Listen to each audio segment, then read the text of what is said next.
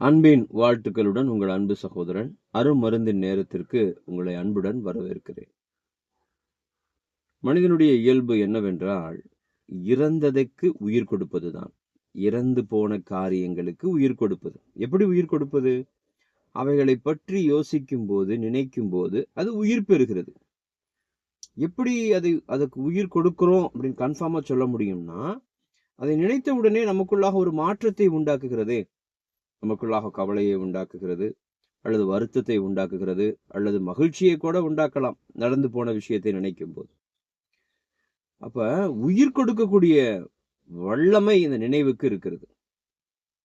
ஆகவேதான் ஏசாயா 43:18 வசனத்திலே நம் தேவன் இப்படியாக சொல்கிறார், முந்தினவைகளை நினைக்க வேண்டாம், பூர்வமானவைகளை சிந்திக்கவும் வேண்டாம். அப்ப நாம் எதை நினைத்து கொண்டிருக்கிறோம்? இறந்து போன காலத்திலே நடந்தவைகளை. அதுக்கு பேரே இறந்த காலம். இறந்து போனவைகளுக்கு உயிர் கொடுத்து நிகழ்காலத்தையும் கெடுத்து கொண்டிருக்கிறோம். இதுல நிகழ்காலத்துல ஏற்கனவே 1000 பிரச்சனை. இதுல கடந்து போன காலத்திலே, கடந்த காலம், இறந்த காலம், அதற்கு உயிர் கொடுத்து இறந்த காலத்தையும் நிகழ்காலத்தையும் கெடுத்து எதிர்காலத்தை சூன்யமாக்கி கொண்டிருக்கிறோம். மாறாக எதிர்காலத்திலே வாழ பழக வேண்டும். அதுக்கு பேர் என்ன தெரியுமா? அதற்கு பேர் தான் விசுவாசம். நம்பப்படுகிறவைகளின் உறுதி. நம்பப்படுகிறவைகள்னாவே அது எதிர்காலத்துல தானே. காணப்படாதவைகளின் நிச்சயம். இன்னும் பார்க்கல, ஆனா இனிமேல் பார்ப்பேங்கிறதுல நிச்சயமா இருப்பது, நிச்சயத்து கொண்டிருப்பது. நாம் எதிர்காலத்திலே வாழ பழகுவோமானால் இறந்த காலத்தையும் நிகழ்காலத்தையும் நிச்சயம் ஜெயித்து விடலாம். இறந்த காலத்தையும் நிகழ்காலத்தையும் ஜெயிப்பதுதான் விசுவாசம். ஜெயித்தால்தான் எதிர்காலம் சிறப்பாயிருக்கும். நாம் எதை நினைத்து கொண்டிருக்கிறோம்? இறந்து போனவைகளை நினைக்க நினைக்க அவைகளுக்கு உயிர் கொடுத்து கொண்டே இருக்கிறோம் என்பதை மறந்துவிட வேண்டாம். அதனாலதான் அவர் தெளிவா சொல்லிட்டார், முந்தினவைகளை நினைக்க வேண்டாம், பூர்வமானவைகளை சிந்திக்கவும் வேண்டாம். இதோ நான் புதிய காரியத்தை செய்கிறேன் என்று சொல்லுகிறார். அது இப்பொழுதே தோன்றும் என்று சொல்லுகிறார். எப்ப நடக்குமோ, எப்படி நடக்குமோ தெரியாது, அப்படி யோசிக்க கூடாது. இப்பொழுதே நடக்கும், இப்பொழுதே மாறும், இப்பொழுதே தோன்றும். ஏன்னா அவர் அப்படித்தானே சொல்லி இருக்கிறாரு. ஏசாயா 43 இதோ நான் புதிய காரியத்தை செய்கிறேன், இப்பொழுதே அது தோன்றும், நீங்கள் அதை அறியீர்களா? உங்களுக்கு தெரியாதான்னு கேட்கிறார். ஆம், நிறைய நேரங்களில் நமக்கு தெரியாதனாலதான் இந்த பிரச்சனையே. நான் வனாந்திரத்திலே வழியையும் அவாந்திர வெளியிலே ஆறுகளையும் உண்டாக்குவேன். வனாந்திரத்துல வழி கிடைக்குமா? அவாந்திர வெளியில ஆறுகள் உண்டாகுமா?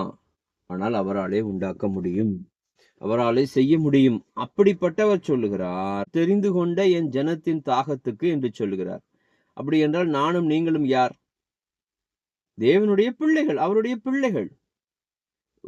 ஒரு ஜனம் என்பது வேறு, பிள்ளைகள் என்பது வேறு. நாம் ஜனத்திற்கு மேலானவர்கள். அப்பா பிதாவே என்று கூப்பிட பண்ணுகிற புத்திர ஸ்வீகாரத்தின் ஆவியை நமக்கு கொடுத்திருக்கிறார். ரோமர் 8:15.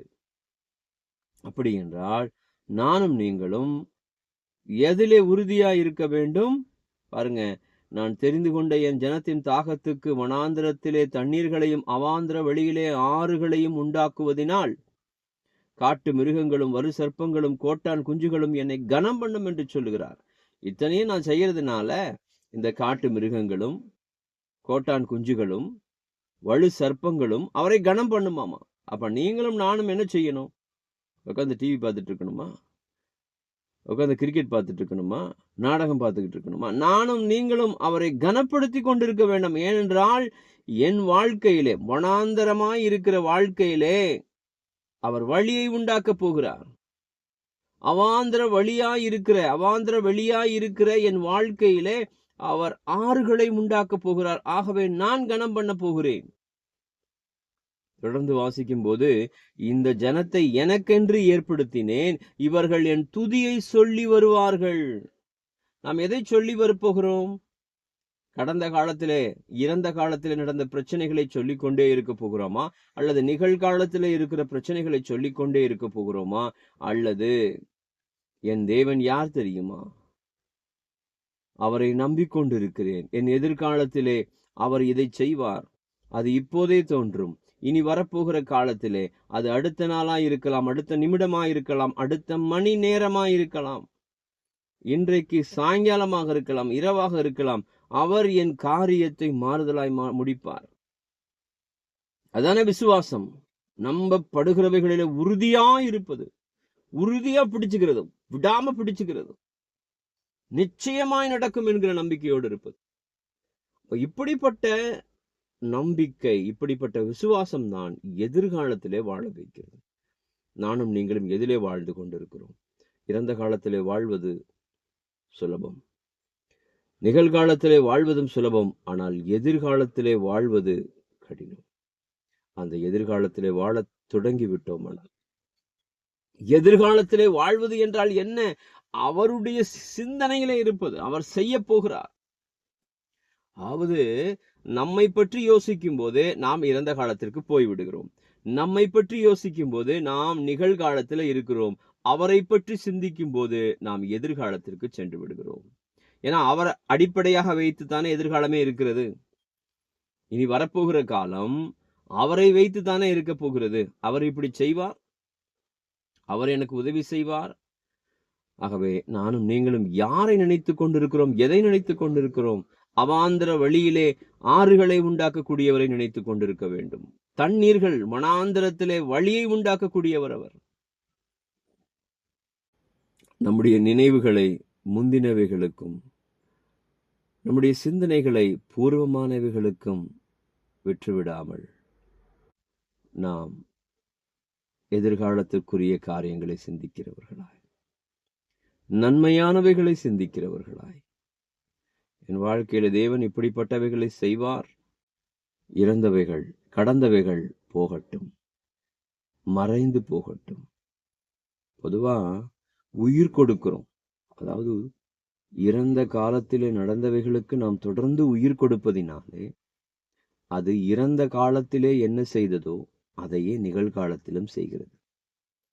இப்ப நிகழ்காலத்துல இருக்கிற பிரச்சனைக்கு இது கூட எக்ஸ்ட்ரா பலு.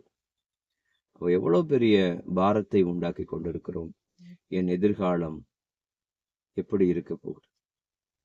நான் எதிலே உறுதியாய் இருக்கிறேன்? எதிலே நிச்சயித்துக் கொண்டிருக்கிறேன்? நல்லவைகளும் நன்மைகளும் என்னை சுற்றிலும் இருக்கும். இல்ல, நன்மையும் கிருபையும் என்னை தொடரும். ஆம், நம்முடைய சிந்தனைகளிலே, நம்முடைய நினைவுகளிலே பழையவைகளுக்கு இடம் கொடுக்காமல் புதிய காரியங்கள், புதிய திட்டங்களுக்கு, தேவனுடைய சித்தத்தின்படி இருக்கின்ற புதிய திட்டங்களுக்கு, புதிய நினைவுகளுக்கு இடம் கொடுத்து அவரை கனப்படுத்துகிறவர்களாய், அவரை துதிக்கிறவர்களாய், என் ஜனங்கள், இவர்கள் என் ஜனங்கள்னு சொல்லி இருக்கிறார்கள், என் துதியை சொல்லி வருவார்கள் என்று சொல்லி இருக்கிறார்கள், இவர்களை எனக்கென்று ஏற்படுத்தினேன் என்று சொல்லி இருக்கிறாரே. அப்படி என்றால் நானும் நீங்களும் அவருடைய பிள்ளைகளாயிற்று, அவருக்கென்று ஏற்படுத்தப்பட்டவர்களாயிற்று. அப்படி என்றால் நாம் எதை சொல்லி வர வேண்டும்? அவருடைய துதியை சொல்லுவோம். அவர் நிச்சயம் செய்வார், அவர் நிச்சயம் நடத்துவார். இதுல இன்னொரு விஷயம், மிக முக்கியமான விஷயம், இந்த எண்ணத்தோடு, அதாவது எதிர்காலத்துல வாழ்ந்து கொண்டிருக்கிறவர்களாய் இருக்கும்போது நம்மை சுற்றி இருக்கிறவர்களுக்கு அது சமாதானத்தை கொண்டு வரும். நமக்கு சமாதானத்தை கொண்டு வருவது மாத்திரமல்ல, நம்மை சுற்றி இருக்கிறவர்களுக்கும் அது ஆசீர்வாதமாய் முடியும். ஆனா மாறாக நாம் இறந்த காலத்தில் வாழ்ந்து கொண்டிருப்போமானால் அது நம்மையும் துக்கப்படுத்தி, நம்மையும் நொடித்து, அது நம்மை கஷ்டப்படுத்துவது மாத்திரமல்ல, நம்மை சுற்றில் இருக்கிறவர்களையும் கஷ்டப்படுத்தும். அவர்களையும் சோர்வுக்குள்ளாக்குகிறது. ஆகவே நாம் எதிர்காலத்திலே வாழ பழகுவோம். எதிர்காலத்திலே வாழ்வது என்றால் என்ன? மறந்துவிட வேண்டாம், விசுவாசிப்பதுதான். அப்படிப்பட்ட விசுவாசத்தோடு ஒவ்வொரு நாளும் நாம் இணைந்திருப்போம். சப்ஸ்கிரைப் பண்ணுங்க, ஷேர் பண்ணுங்க, அநேகருக்கு இது பயன்பெறட்டும். நாம் நிச்சயம் எதிர்காலத்திலே வெற்றியுள்ளவர்களாய் காணப்படும். உங்களுடைய பொறுமையான கவனத்திற்கு நன்றி.